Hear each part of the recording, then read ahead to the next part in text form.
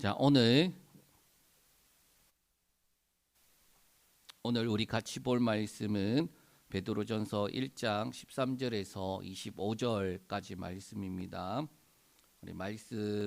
우리 크게 한번 같이 읽겠습니다. 그러므로 너희 마음의 허리를 동이고 근신하여 예수 그리스도께서 나타나실 때에 너희에게 가져다 주실 은혜를 온전히 바랄지어다. 너희가 순종하는 자식처럼 전에 알지 못하던 때에 따르던 너희 사욕을 본받지 말고 오직 너희를 부르신 거룩한 이처럼 너희도 모든 행실에 거룩한 자가 되라. 기록되었으되 내가 거룩하니 너희도 거룩할지어다 하셨느니라. 외모로 보시지 않고 각 사람의 행위대로 심판하시는 이를 너희가 아버지라 부른즉 너희가 나그네로 있을 때에 두려움으로 지내라. 너희가 알거니와 너희 조상이 물려준 헛된 행실에서 대속함을 받은 것은 은이나 금같이 없어질 것으로 된 것이 아니요 오직 흠없고 점없는 어린 양 같은 그리스도의 보배로운 피로 된 것이라. 그는 창세전부터 미리 알린 바 되신 이나 이 말세에 너희를 위하여 나타내신 바 되었으니 너희는 그를 죽은 자 가운데서 살리시고 영광을 주신 하나님을 그리스도로 말미암아 믿는 자니 너희 믿음과 소망이 하나님께 있게 하셨느니라. 너희가 진리를 순종함으로 너희 영혼을 깨끗하게 하여 거짓이 없이 형제를 사랑하기에 이르렀으니 마음으로 뜨겁게 서로 사랑하라. 너희가 거듭난 것은 썩어질 씨로 된 것이 아니요 썩지 아니할 씨로 된 것이니 살아있고 항상 있는 하나님의 말씀으로 되었느니라. 그러므로 모든 육체는 풀과 같고 그 모든 영광은 풀의 꽃과 같으니 풀은 마르고 꽃은 떨어지되 오직 주의 말씀은 세세토록 있다 하셨으니 너희에게 전한 복음이 곧 이 말씀이니라. 아멘. 한 주 잘 보내셨습니까? 우리가 한 주 보니까 갑자기 날씨가 추워졌지요. 그러면서도 우리가 뭐 깨닫습니까? 이제 추워졌으니까 수확철이 다가왔구나라는 생각이 들었어요. 전에 수확철이 되면은 뭐가 제일 먼저 떠오르냐? 벼와 사과가 제일 많이 떠올라요. 어릴 적 시골에 살 때에 들판에 뭐가 제일 먼저 보였느냐? 이 벼가 황금 물결을 이루는 것을 보았기 때문이고, 또 사과는 우리 외갓집이 이제 과수원을 했기 때문이에요. 저는 사과를 그렇게 별로 좋아하진 않는데 과수원집 셋째 딸인 우리 어머니께서 사과를 참으로 좋아하셨어요. 그래서 제가 알고 있는 사과 품종은 두 가지가 있습니다. 뭐냐? 아오리라는 사과예요. 이렇게 생긴 사과입니다. 맛있겠죠. 자, 부사가 왼쪽에 있는 좀 빨간색 요 사과고, 그 다음에 초록색 사과가 아오리 사과예요. 부사는 이제 우리나라에서 가장 선호하는 사과인데, 왜 선호하느냐? 특징이 꿀사과라고 불리는 그 꿀이 이제 생기는 부분이 있어요. 그래서 꿀사과라 불리고, 아오리 사과는 이 초록색 사과인데 사투리로 새그라운 사과예요. 자, 왜 새그라운 사과냐? 이게 저장성이 좋지 못해서 미리 수확을 해갖고, 원래 색깔도 초록색이지만 미리 수확을 해서 맛이 덜 익은 상태에서 그렇게 따다 보니까 저희는 딴 거 제일 먼저 먹다 보니까 어떻게 합니까? 새그라운 사과가 덜 익었기 때문에 새그라운 사과가 된 거죠. 그러니 아이 입장에서는 달달한 것을 좋아하는데 새콤한 사과, 신맛이 나는 사과는 별로 좋지 않은 거예요. 저희 눈에는 같은 사과 나무처럼 보였는데 열매를 맺는 것을 보면은 다른 색깔의 사과가 나옵니다. 그러면 여러분 중간에 나무에서 열매가 맺혀지는데 색깔을 칠해갖고 빨간색 칠하니까 부사가 나오고, 또 색깔을 초록색 칠하니까 녹색 아오리 사과가 나온 건가요? 아니에요. 애초에 나무가 무엇이었는지 따라서 열매가 결정되는 것입니다. 나무의 입장에서는 열매는 본질이 나타나는 거예요. 그러니까 나무 입장에서는 내가 누구다라는 게 어떻게 나타난다? 열매를 통하여서 아는 거죠. 나무가 수많은 나무들이 있는데 그 나무가 사과가 열렸다? 그 나무는 사과나무. 그러니까 자기가 누구인지 나타나는 게 뭐다? 열매다라는 거예요. 그러면 열매의 입장에서는 어떨까요? 작은 열매가 먼저 생깁니다. 이 작은 열매가 생길 때에는 이게 뭐가 뭔지 몰라요. 그런데 시간이 지나면 어떻게 되나요? 색깔이 부사는 빨간색으로 가고 아오리 사과는 초록색으로 가는 거예요. 겉으로 볼 때는 모르다가 시간이 지나면서 내가 누군지 알겠다. 나는 부사였구나. 내가 누군지 알겠다. 나는 아오리 사과였구나. 그것을 아는 거예요. 그게 뭐냐? 정체성이라고 합니다. 정체성. 그래서 우리가 지난주부터 베드로전서 말씀을 보았는데 지난주의 말씀 제목이 그리스도인의 정체성이었어요. 그리고 그 말씀을 한마디로 요약하면은 내가 누군지 그리스도인이 누구인지 그것이 그리스도인의 정체성이다라는 거예요. 그럼 그리스도인의 정체성이 뭡니까? 첫째로 선택받고 구별된 존재다라는 거예요. 이것은 부름을 받아 만들어져 가는 존재가 필요하다라는 것을 나타내고 있습니다. 아까 말했잖아요. 나무에서 그 나무가 열매를 결정하는데 그런데 열매 입장에서는 시간이 지나야지 내가 무슨 열매였구나라는 걸 아는 것처럼 선택받고 구별되었다라는 것은 단지 그냥 너 예수 믿고 구원받아 천국 가기로 선택되어서 그게 아니라는 거예요. 그것을 넘어서는 말씀이에요. 둘째로 나그네요. 하늘 시민이 이 땅 가운데 살아가는 것입니다. 그래서 나그네고 외국인처럼 살아가야 돼요. 그 말은 이 땅에 살아가는 것이 쉽다 어렵다? 어려워요. 우리나라에서 외국인들이 살아가려면 왜 어렵습니까? 일단 말이 잘 안 통해. 그리고 자기가 살던 그 날씨가 아니야. 또 뭐가 있습니까? 먹는 것도 달라요. 그것을 맞춰가야 되는 어려움이 있는 거예요. 그래서 그리스도인들은 이 땅을 살아가는 것 자체가 고난이다 했습니다. 마지막으로 그리스도인의 정체성은 십자가와 부활을 믿어 시작하는 거예요. 성령의 내주로 증인으로 살아가는 과정을 바로 그리스도인의 삶이에요. 이게 뭐냐? 그리스도인이 삶 가운데서 점점 자기 정체성이 나타나는 그 열매를 맺어가는 과정이다라는 거예요. 시작이 뭐다? 예수 그리스도의 십자가와 부활. 그것을 믿음으로. 그리고 그게 끝이 아니라 시작이라 했습니다. 성령의 내주를 통하여서 열매를 점점 맺어가는 과정이 바로 우리가 살아가는 과정이다. 이런 정체성은 어디로부터 할 수 있느냐?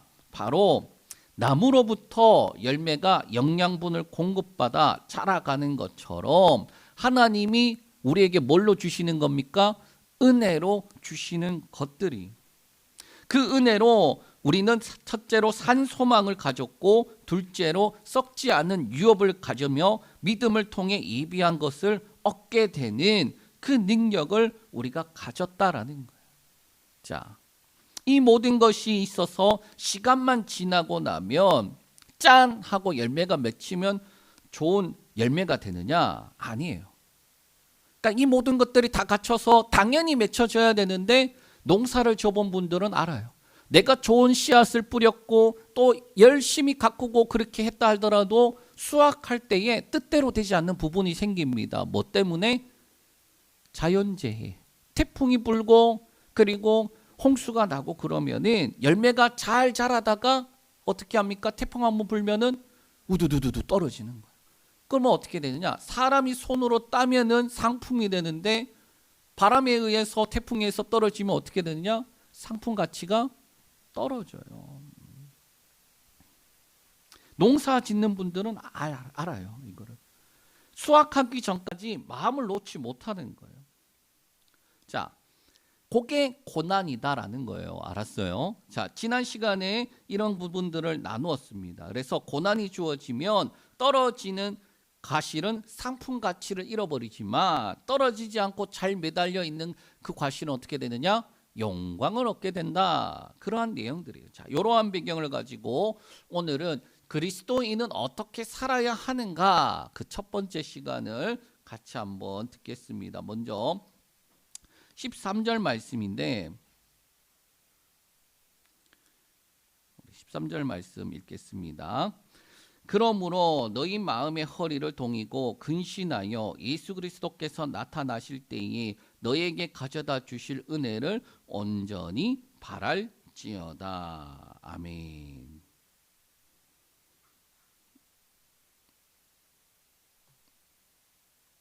자, 그러므로라고 시작하고 있어요. 자, 그럼 왜 그러므로라고 시작하느냐? 이 말씀은 1절에서 12절까지 말씀을 종합적으로 받아서 권면하는 내용이에요. 자, 권면하는 내용이에요. 그것은 세 가지 명령인데 그 가운데 첫 번째가 13절입니다. 바로 마음의 허리를 동이고 근신하여 예수 그리스도께서 나타나실 때 주실 은혜를 온전히 바라라 라는 거예요. 이 말씀은 3절에서 4절 말씀을 염두에 두고 말씀하시는 권면인데 3, 4절 말씀 한번 같이 읽겠습니다. 자,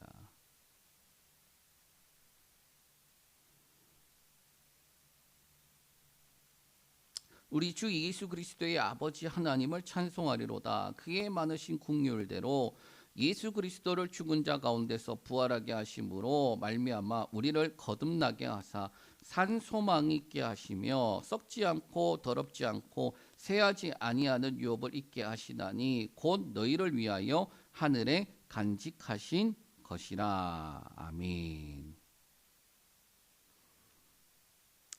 자, 3절에 하나님께서 주신 은혜는 예수 그리스도를 통하여 십자가와 부활의 은혜예요. 그리고 그 은혜를 통하여 거듭난 이들에게 산 소망을 주시며 유업을 있게 하는 그 은혜를 주신 겁니다. 그런데 산 소망과 유업을 있기 위해 무엇을 하라라는 겁니까? 마음을 동이고 근신하여 온전히 바라라라는 거예요. 특별히 여기서 중요한 단어가 있는데 마음을 동이고 그리고 근신하다라는 이 말은 이게 분사예요. 분사. 그리고 주 동사가 뭐냐? 은혜를 온전히 바라라라는 거예요. 그래서 마음의 허리를 동인다라는 것은 행동할 마음의 준비가 되어 있다라는 거예요. 마음의 허리를 동인다 이게 뭐냐? 행동할 준비를 하는 거예요. 마치 이스라엘이 출애굽할 때에 어떤 모습이 떠오르냐? 우리 출애굽기 12장에 있는 말씀 보겠습니다. 12장 11절 너희는 그것을 이렇게 먹을지니 허리에 띠를 띠고 발에 신을 신고 손에 지팡이를 잡고 급히 먹으라. 이것이 여호와의 유월절이니라. 아멘. 3절에 그렇게 말씀하셨던 내용들, 4절에 그렇게 마셨던 내용들, 자, 마음을 동이고 근심하여 깨어 있으라라는 거죠. 그렇게 해서 뭐 하는 겁니까? 온전히 바라보라. 어떤 경우든 간에 준비하는 거예요. 그리고 이것은 거저 되는 게 아니라 훈련되어 있어야지 준비가 될 수 있다라는 거예요. 그러면 근신하여 깨어 있으라라는 것은 뭡니까? 마치 지혜로운 5 처녀와 같이 신랑이 올 것을 위해 기름을 준비하고 기다리는 거예요. 자, 이 두 가지가 어떻게 보면 같은 의미일 수도 있겠지만은 집중하는 바가 다른 거예요. 마음을 동인다라는 것은 기다리는 것 없이 급박하게 언제든지 뛰쳐나갈 수 있는 것을 의미하고 근신하며 깨어있으라라는 것은 어느 때인지는 모르지만 분명한 때가 있다라는 확신을 갖고 기다리면서 인내하는 거예요. 즉각적인 것과 인내가 서로 초점하는 바가 다르다. 자, 그리고 이어서 이제 두 번째로 거룩함으로의 초청을 합니다. 우리 14절에서 16절 말씀 읽겠습니다. 너희가 순종하는 자식처럼 전에 알지 못하던 때에 따르던 너희 사육을 본받지 말고 오직 너희 부르신 거룩한 이처럼 너희의 모든 행실에 거룩한 자가 되라. 기록되었으되 내가 거룩하니 너희도 거룩할지어다 하셨느니라. 아멘. 14절에서 15절에 주 동사가 뭐냐? 거룩한 자가 되라예요. 자, 그리스도인들에게 요구하는 바가 뭡니까? 거룩이다라는. 그럼 왜 그리스도인들에게 거룩을 요구하느냐? 그들은 산 소망을 가지고 유업을 입을 자이기 때문에 그러한 자라면 뭘 맺어야 되느냐? 거룩함의 열매를 맺는다라는 거예요. 너희가 산 소망을 가지고 있니? 그리고 하나님으로부터 그 유업을 받는 사람이니? 그렇다면 너희 삶 가운데 뭐가 맺느냐? 거룩함이란 열매가 맺는 거예요. 왜 거룩함의 열매가 맺느냐? 하나님이 거룩하기 때문에 너희도 당연히 거룩하다라는 거예요. 그 이유에 대해서 14절에 이렇게 좀 더 다르게 표현하고 있습니다. 전에 알지 못했던 때에 따르던 너희가 너희 사욕을 따랐는데 이제는 순종하는 자식이 되었기 때문. 전의 존재는 거룩함과 전혀 거리가 먼 존재들이었는데 그래서 죄의 종, 마귀의 자식, 불순종의 자식들이었는데 이제는 어떠합니까? 예수 그리스도를 통하여서 하나님을 아버지라 부르는 하나님의 자녀가 되었다라는 거예요. 그렇다면 15절에 어떻게 됩니까? 부르신 거룩한 이처럼 너희는 모든 행실에 거룩한 자가 되라라는 거예요. 누구의 자식이냐에 따라서 그 DNA가 결정되잖아요. 우리가 부모를 닮잖아요. 왜? DNA를 가지고 있기 때문이에요. 전에 불순종의 자식들이었지 그럼 순종을 절대 할 수 없는 거예요. 그러나 이제 예수 그리스도로 말미암아 하나님의 자녀 순종하는 자식이 되었기 때문에 뭐 하는 거예요? 그럼 순종의 열매를 맺는다라는 거예요.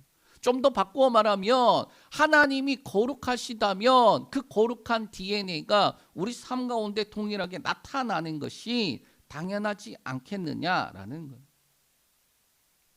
특히 여기서 알지 못할 때에 너희가 그렇게 했다라는 게 뭐냐? 무지, 알지 못함 진짜 무지가 아니라 하나님이 누구신지 내가 누구인지 하나님의 목적은 무엇인지 모르는 상태를 넘어 알 수도 없다라는 거야. 알 수도 없다. 모르는 게 몰라서 모르는 게 아니라 알 수 없는 존재다라는 거예요. 반대로 하나님의 자녀인 존재라면 아는 것을 넘어 마땅히 열매가 맺어지는 상태, 바로 순종의 상태가 되어야 하지 않겠느냐라고 말씀하는 거예요. 그리고 그것은 16절의 말씀을 사례로 들어서 말씀하고 있습니다. 자, 레위기서 19장 2절 말씀. 자, 너희도 거룩하라 라는 말씀이죠. 너는 이스라엘의 자손은 온 회중에게 말하여 이르라. 너희는 거룩하라. 이는 나 여호와 너희 하나님이 거룩함이니라. 아멘. 이미 우리가 수요일에 레위기 말씀을 보고 있습니다. 그래서 길게 하지 않는데 하나님이 이스라엘과 계약을 맺었어요. 그래서 이스라엘은 하나님이 백성 되고 하나님은 이스라엘의 하나님이 돼요. 그러니까 백성과 하나님과 관계는 어떻게 보면 주종 간의 관계예요. 그런데도 거룩을 요구하셨다라는 거예요. 너희가 나에게 속했기 때문에 거룩해야 된다라는 거예요. 그러면 하나님의 자녀가 되었고 혈연 관계가 된 우리라면은 얼마나 더 거룩을 요구하겠느냐라는 거예요.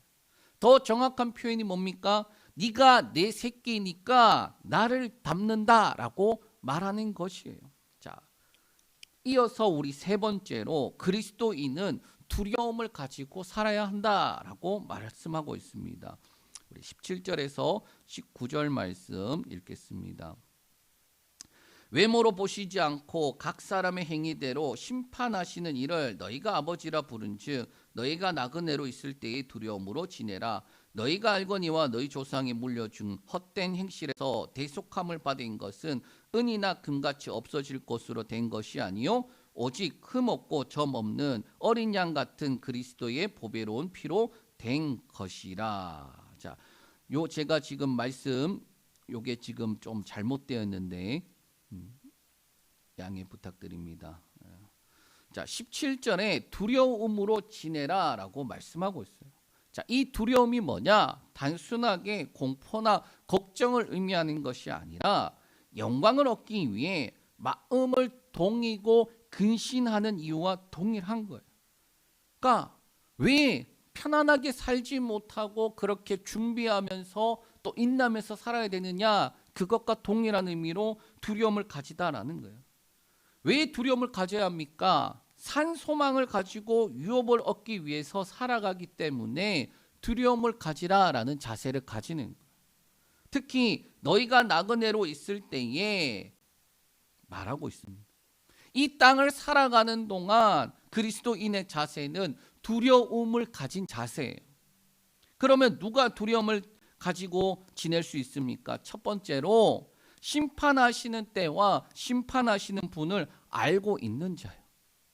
그러니까 단순하게 두려움이 걱정하고 근심하고 염려하고 살라는 게 아니라 하나님께서 분명하게 열매를 요구하시는 때, 하나님 앞에 서는 때가 있다. 우리가 그것을 알고 살아가는 건 거죠. 그래서 17절에 외모가 아닌 각 사람의 행위대로 심판하시느니 그분이 누구다? 바로 너희 아버지다.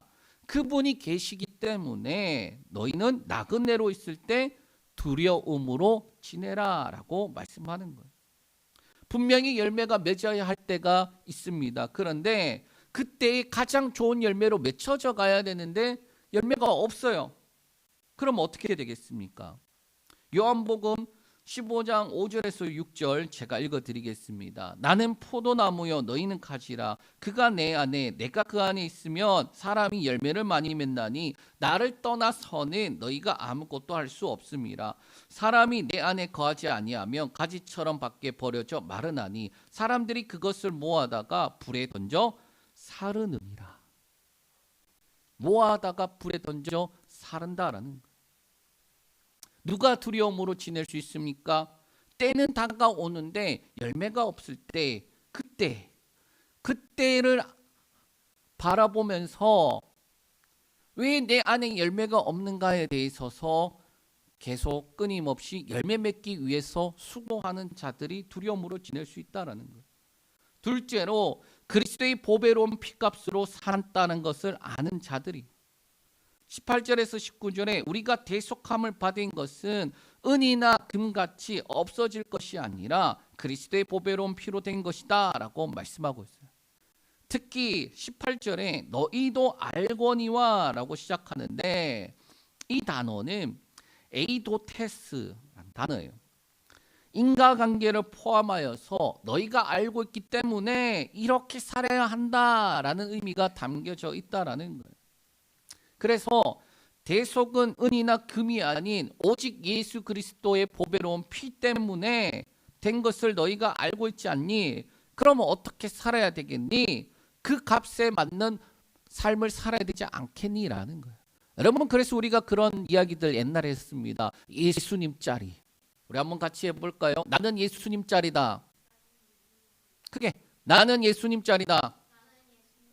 그 말이 뭡니까? 예수님을 들여서 우리가 하나님의 자녀가 된 거잖아요. 예수님만큼의 그 가치를 가진 자들이다라는 거예요. 그것을 알고 있다면 어떻게 살아야 되느냐? 욕심대로 정욕대로 그렇게 살아가는 겁니까? 아니면 고난을 통과하면서 영광을 바라보면서 두려움을 가지고 긴장하면서 살아가야 될 거냐? 자, 이 모든 것들을 정리하면 어떻게 되느냐? 그리스도인은 어떻게 살아야 하는가라는 거예요. 그리고 그것을 다시 한 번 더 요약해 줍니다. 그게 뭐냐? 20절에서 21절인데 제가 읽어드리겠습니다. 그는 창세 전부터 미리 알린 바 대신이나 이 말세에 너희를 위하여 나타내신 바 되었으니 너희는 그를 죽은 자 가운데서 살리시고 영광을 주신 하나님을 그리스도로 말미암아 믿는 자니 너희 믿음과 소망이 하나님께 있게 하셨느니라. 아멘. 그리스도인들이 이 땅에서 두려움을 가지고 살아야 한다라고 했습니다. 그 이유가 뭐냐? 바로 그리스도의 보배로운 피, 그 피로 대속함을 받은 자들, 예수님 자리이기 때문이다. 그런데 이것은 하나님께서 나중에 정하신 것이 아니라 오히려 창세 전부터 미리 알려주신 것인데 이것이 그리스도로 말세에 너희를 위하여 나타내신 바 되었다라는 거예요. 여러분, 말이 어렵지 않아요. 뭔 말입니까 이게? 아주 비슷한 말씀을 보면은 이렇게 돼요. 에베소서 1장 3절에서 12절까지 말씀인데 읽진 않겠지만은 택하심과 예정 이라는 그 단어 때문에 우리는 예정론으로 가서 내가 예수 그리스도를 믿어 구원받을 예정 선택받은 자 거기에만 이제 빠집니다. 그럼 어떻게 되느냐? 아주 협소해져요. 오히려 넓게 봐야 됩니다. 하나님께서 신령한 복을 주셔서 하나님의 거룩하고 흠이 없는 아들들이 되게 하기 위해 예수 그리스도를 우리에게 예정하신 것이다 라는 거예요. 여러분 이렇게 되면 어떻게 되느냐? 주어가 내가 그리스도인이 그게 아니라 하나님이 예수 그리스도를 통하여 주셨다라는 말이 되는 거예요. 그러니까 초점이 우리는 나는 선택받았다 예정되었다라고 하면서 뭐합니까? 난 죽으면 천국 간다 끝이에요. 지극히 자기에게 적용을 하는데 성경은 오히려 온 우주적으로 갑니다. 하나님이 예수 그리스도를 통하여서 그렇게 하셨다라는 것으로 가는 거예요. 그렇게 되면 20절의 말씀과 똑같아지는 거죠. 하나님께서 창세 전부터 정하신 뜻은 예수 그리스도를 통해 완전히 나타났다, 완전히 드러났다, 완전히 이루셨다라는 것이 되는 거예요. 예수 그리스도를 통하여 영광을 바라보면서 믿음과 소망을 하나님께 두고 살아가는 거, 그게 뭐냐? 그리스도인이 이 땅 가운데서 살아가는 거예요. 그리스도인은 어떻게 살아야 됩니까? 이렇게 살아야 된다라고 말하는 거예요. 그러면 어떻게 영광을 바라보면서 믿음과 소망을 하나님께 두고 살아갈 수 있습니까? 자, 여기서 오늘 첫 번째 시간, 다음 주에 두 번째 시간, 두 번의 시간을 거쳐서 요 내용을 말씀하고 있어요. 자, 하겠습니다. 첫 번째 부분 우리 한번 볼 텐데, 진리를 순종함으로 말씀을 따라가는 것이 첫 번째 부분. 구원에 이르도록 자라가는 것, 자라가는 부분이 다음 주에 할 부분입니다. 그래서 첫 번째 부분은 먼저 볼 텐데 22절에서 25절 읽어드리겠습니다. 너희가 진리를 순종함으로 너희 영혼을 깨끗하게 하여 거짓 없이 형제를 사랑하게 이르렀으니 마음으로 뜨겁게 서로 사랑하라. 너희가 거듭난 것은 썩어질 씨로 된 것이 아니요 썩지 아니할 씨로 된 것이니 살아있고 항상 있는 하나님의 말씀으로 되었느니라. 그러므로 모든 육체는 풀과 같고 그 모든 영광은 풀의 꽃과 같으니 풀은 마르고 꽃은 떨어지되 오직 주의 말씀은 세세토록 있도다 하였으니 너희에게 전한 복음이 곧 이 말씀이니라. 아멘. 거룩한 삶을 살라라는 부르심이 어디로 확장되느냐? 교회 안에 지체들까지 가는 거예요. 야, 너 개인이 당연히 거룩한 삶을 살아야 되지. 그런데 그것이 어디서 확증이 된 줄 아니? 교회라는 그 공동체 안에서 네가 거룩하다라는 것이 맺혀지는 것이야 라는 거예요. 좀 더 정확하게 말하면 나는 변화되어서 예수님을 믿어서 그래서 나는 이렇게 되었어 라고 그렇게 개인의 고백이 정말 중요하지만 그러나 열매는 공동체 안에서 확인할 수 있는 거예요. 그래서 22절에서 23절에 자세히 보면 이제까지의 우리의 순서는 23절과 같이 존재가 이러한 존재니까 22절에 이런 열매가 나타난다. 그 순서였어요. 늘 순서는 이 나무에서 이 열매가 맺어지는 거야. 이 나무에서 이 열매가 맺어지는 거야에 대해서 우리가 주로 이야기를 했어요. 너 존재의 본질이 뭐니? 너 사과나무에서 사과가 맺는 거야. 그러면 너가 예수 그리스도라는 나무에 있으면 무슨 열매 맺겠어? 예수 그리스도라는 열매 맺겠지. 그게 우리의 존재의 본질이야. 그렇게 이야기를 해왔어요. 그러나 여기서는 반대로 이야기해 줍니다. 반대로. 뭐냐? 어떻게 열매가 너 그런 열매가 나타났어. 그 열매가 있기 때문에 너는 이러한 존재야라는 것을 말해주고 있는 거예요.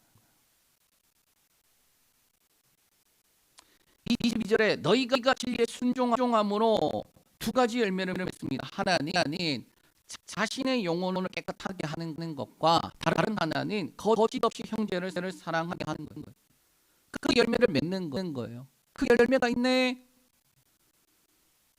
그리고 23절에는 그 이유를 말해줍니다. 너 그 열매 맺는 이유가 뭔 줄 아니? 너희가 거듭났기 때문이고 썩지 아니할 씨로 된 것이고 살아있고 항상 있는 하나님의 말씀으로 된 것이야.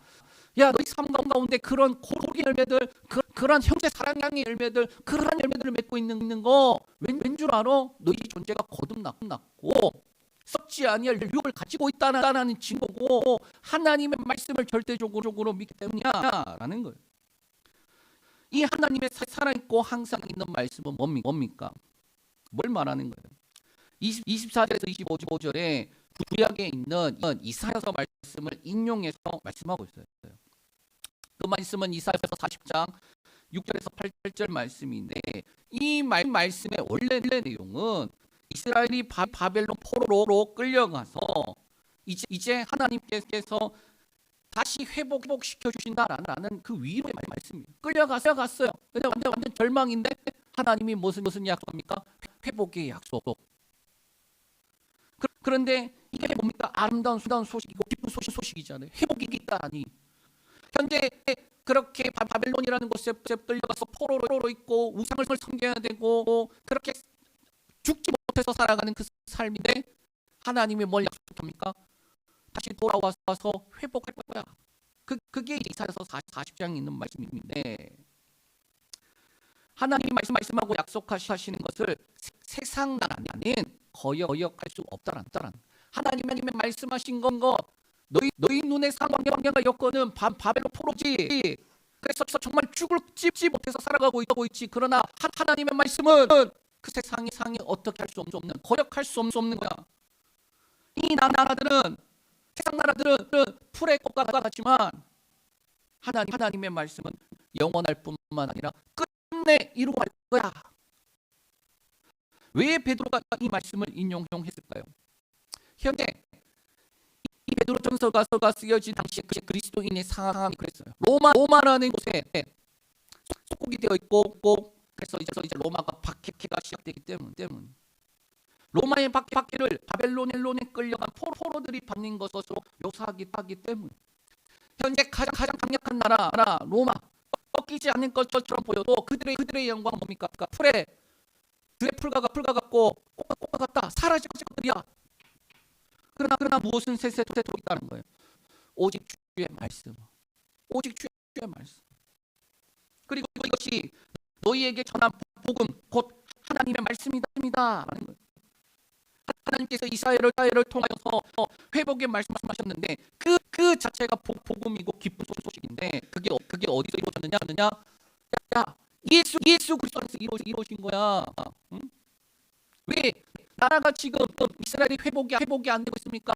그래서 회복시키려고 하니까 그리스가 와서 멸망시키고 또 회복시키려고 하니까 로마가 와서 멸망시키니 속국이 되니 언제나 됩니까? 언제 하나님 말씀이 이루어집니까? 그럴 때에 이스라엘 사람들은 예수님이 와도 예수님을 하나님의 말씀이 온전히 이루어지는 그 하나님의 아들로 보지 않고 그죠? 우리 나라 회복을 시켜줄 메시아 강력한 통치자. 그래서 예수님을 왕으로 삼으려고 했고 로마를 벗어나게 할 그런 진정한 다윗의 자손 통치자라고 생각했던 거예요. 그러나 복음을 듣고 믿는 자들은 어떠합니까? 여전히 로마의 속국으로 땅을 회복시키는 것이 아니라 본향을 바라보면서 나그네로 살아가는 거예요.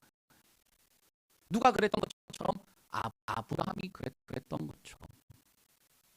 여기서 11장 12절에서 16절 말씀인데 찾아볼게요. 요거는 있습니다. 우리 여기서 16장 11장 12절에서 16절 같이 읽겠습니다. 이러므로 죽은 자와 같은 한 사람으로 말미암아 하늘의 허다한 별과 또 해변의 무수한 모래와 같이 많은 손이 생육하였느냐. 이 사람들은 다 믿음을 따라 죽었으며 약속을 받지 못하였을 때 그것들은 멀리서 보고 환영하며 또 땅에서는 외국인과 나그네임을 증언하였으니 그들이 같이 말하는 것은 자기들이 본향 찾는 자임을 나타냅니다. 그들이 나온 바 본향을 생각하였더라며 돌아갈 기회가 있으려니와 그들이 이제는 더 나은 본향을 사모하니 곧 하늘에 있는 것이라. 이러므로 하나님이 그들의 하나님이라 그런 받으심을 부끄러워하지 아니하시고 그들을 위하여 한 성을 예비하셨느니라. 아멘. 하나님께서 아브라함에게 말씀하시고 약속하셨어요. 그 말씀 지시할 땅으로 가라는 거예요. 아브라함이 그 말씀을 믿고 순종해서 떠납니다. 그랬더니 하나님이 약속을 주시죠. 무슨 약속입니까? 수많은 자손과 복을 주어서 창대하게 해주겠다. 자, 이것을 정리하면 사실 이렇게 되는 거예요. 자식과 땅을 주겠다는 하나님의 말씀과 약속은 말씀 가라. 그럼 뭘 약속하는 겁니까? 자식과 땅을 주겠다는 거예요. 그런데 25년의 시간 속에서 하나님을 경험하면서 이 아브라함이 어떻게 됩니까? 아들 이삭을 얻었어요. 그 다음에 멀리서 보고 환영합니다. 누구를 환영합니까? 하나님의 구원하심 예수 그리스도를 바라보고 환영하는. 그 과정 속에서 자식을 얻었는데 그 과정에 그 죽은 자를 살리는 그 과정을 경험하잖아요. 그러면서 진정한 구원 예수 그리스도께서 오시구나라는 것을 바라보는 거예요. 그래서 어떻게 하느냐? 땅에 대해서 생각이 바뀝니다. 어떻게 땅 주신다고 했는데 보니까 이 땅이 아니래요. 이 땅에서는 내가 외국인으로 나그네로 살아야 되냐? 왜? 그냥 하나님께서 예비하신 그 땅을 좋으시네요. 라는. 그렇기 때문에 어떻게 살아갑니까? 이 땅이 어떠하든지 간에 소망 가운데 살아가는 거예요.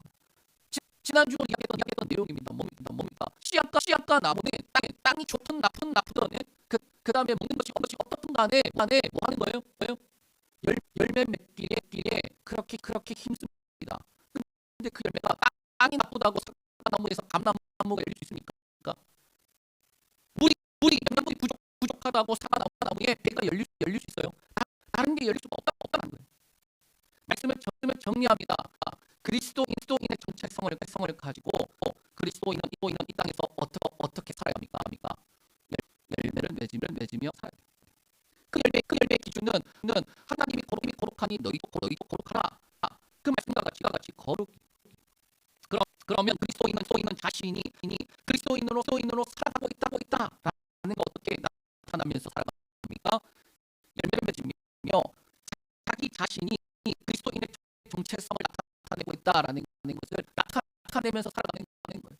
야 사과에게 너 사과나무야. 너 우리 사과나무 아닌 것 같은데 복숭아나무도 비슷하게 생겼고 다주나무도 비슷하게 생겼으니까 너 아닌 거 아니야? 아니야 나 사과야. 사과인 거 증명해봐. 그거는 사과 열매 맺으면 증명이 되는 거잖아요. 마찬가지라는. 개인으로는 말씀에 순종하고 진리를 따르며 산 소망을 가지고 살아가는 거예요. 그들의 모습을 보았답니까? 그들이 마음을 동이고 귀신하여 살아가라는 거예요. 주님 다시 오심을 고대하는 모습이에요.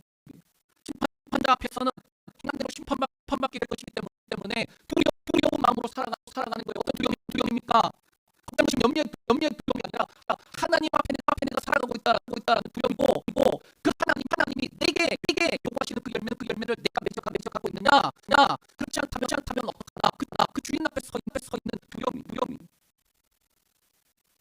때를 따라 열매를 맺어야 한다는 열심과 주님 예수 속 다시 오신다라는 소망에서 오는 거예요. 그리고 이것은 공동체 안에서 서로 사랑함으로 열매를 맺습니다. 그리고 세상을 바라보면서 어떻게 하느냐? 썩어질 것 풀같이 시든 것처럼 사라질 것. 그리고 영원히 변하지 않는 말씀과 약속을 바라보며 소망의 소망을 파면서 살아가는 것보다 그리스도인이 어떻게 살아가야 된다. 그리스도인의 삶이다라는 이 은혜를 누리는 저와 여러분들 되시길 축복합니다. 우리 말씀을 기억하면서 함께 기도하는 시간 되길 원합니다.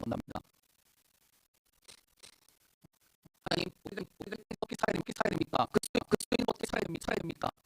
하나님 날마다 열매 맺기 위해서 하나님이 거룩하게 그 나무에 열매 맺는 것처럼 하나님이 어떤 분이신지 우리가 알기에 그 하나님의 자식이라면 그 열매를 당연히 맺는 것처럼 이 땅 가운데서 하나님 열매 맺어 가는 그런 삶으로 살아가게 해주시고 그때를 통하여서 우리가 예수 그리스도께 속해 있음을 알게 하여 주시옵소서.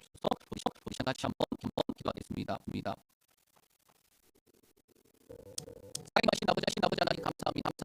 같이 하나님 우리가 이 땅을 살아가면서 우리가 잊어버리고 놓치는 것들이 있습니다. 상관관계를 바라보면서 매일 이런 상관관계가 있습니다.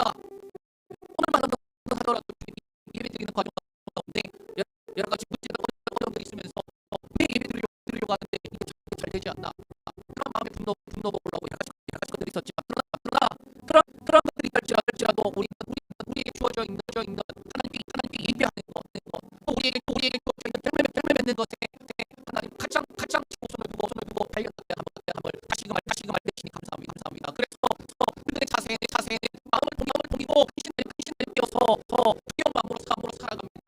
하나님 그때가 오시는 간에 준비되어 있게 알려주시고 그때를 바라보면서 힘내며 소망 가운데 살아가는 삶이 되게 알려주시옵소서.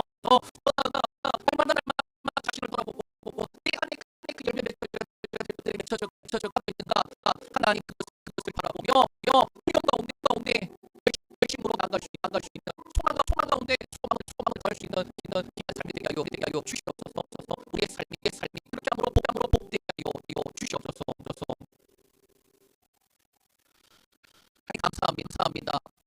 하나님 우리가 그리스도인으로 어떤 정체성을 가지고 있고 그리고 그 정체성이 열매로 나타나는 그리스도인은 어떻게 살아야 하는가 그 말씀에 오늘 첫 번째 부분을 함께 나눴습니다. 진리를 따라가며 그래서 그 열매를 맺어가는 그 열매에 대한 부분들을 나눴는데 하나님 하나님께 속한 자 예수 그리스도께 속한 자라면 마땅히 그 열매를 맺는데 그 열매 맺기 힘쓰는 자를 되게 하여 주시고 상황 방향까지 어떠하든지 하나님 우리에게 주어진 일들을 감당할 수 있도록 은혜를 더하여 주시옵소서. 소망의